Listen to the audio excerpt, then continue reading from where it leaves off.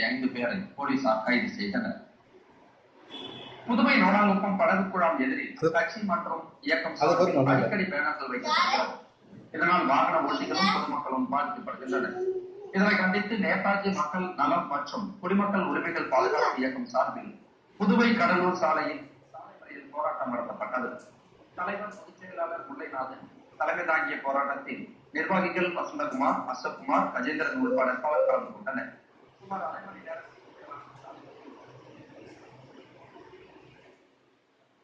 இது குறித்து தகவல் அறிந்த அரியாங்குப்பம் போலீசார் மறியலில் ஈடுபட்ட 75 பேரை கைது செய்தனர்.